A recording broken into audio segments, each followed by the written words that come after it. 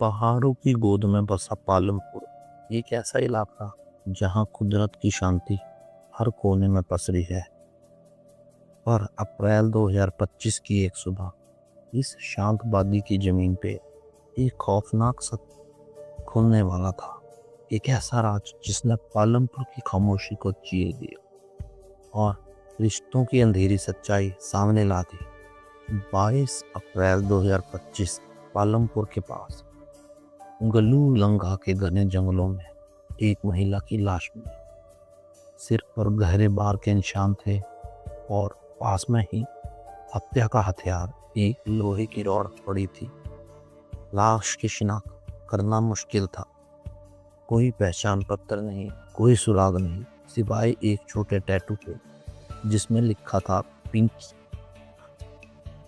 Police को तुरंत अंदाजा हो गया था कि ये कोई मामूली हत्या नहीं है, ये एक सोची समझी और वेल प्लान्ड मर्डर था।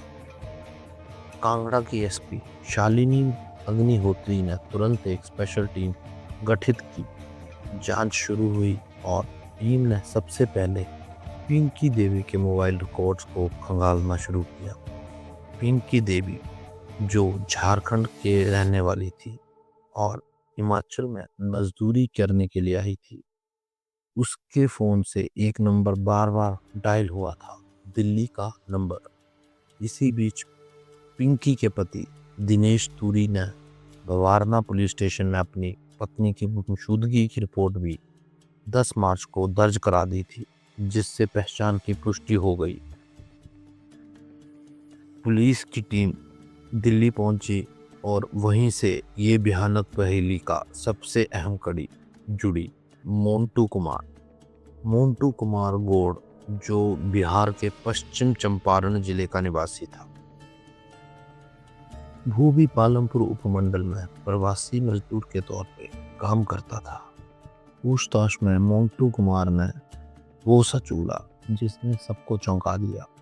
उसने कबूल करा कि उसका पिंकी से अफेयर था। पिंकी देवी और मोंटू कुमार हिमाचल में मजदूर के तौर पर रहते हुए मिले थे और वहीं उनके बीच एक संबंध स्थापित हुआ था। लेकिन मोंटू पहले से शादीशुदा था। जब पिंकी को ये बात का पता चला तो उसने मोंटू पर शादी करने का दबाव बनाना शुरू किया। जब मोंटू ने मना किया तो पिंकी ने उससे पैसे की मांग की और कथित तौर पर पुलिस में शिकायत दर्ज कराने की धमकी भी दी। मोंटू डर गया। उसका सामाजिक सम्मान दांव पर था और तब उस डर और ब्लैकमेल के दबाव में मोंटू ने अपने दो दोस्तों छोटेलाल और मोतीलाल के साथ मिलकर एक घिनौनी साजिश रची। छोटेलाल और मोतीलाल दोनों बिहार के मधुबनी जिले के रहने वाले और पालमपुर में ही काम करते थे। एक ऐसी साजिश जिसका अंत एक मासूम जान लेने वाला था। 9 अप्रैल की रात तीनों आरोपी मोंटू, छोटेलाल और मोतीलाल पिंकी के साथ जंगल की ओर निकले।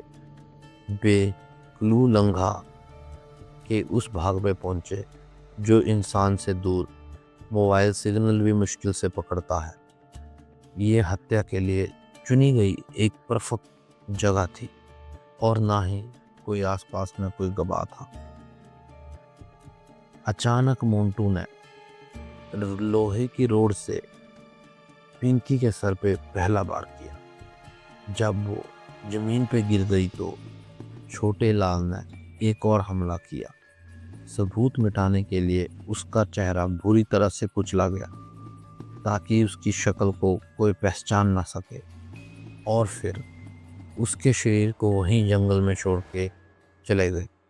एक ऐसी रात जिसने प्यार, धोखे और डर के एक खेल को खौफनाक अंत किया। 22 अप्रैल को पिंकी का शव मिलने के बाद पुलिस ने जोरदार जांच की।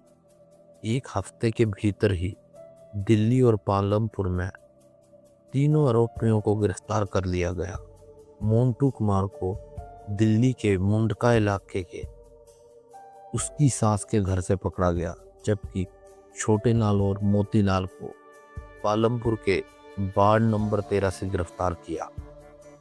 उसके खिलाफ भारतीय न्याय संहिता बीएनएस की धारा 103 हत्या के लिए सजा और संबंधित धाराओं के तहत मामला दर्ज किया गया, जिसमें ब्लैकमेलिंग और आपराधिक साजिश शामिल है।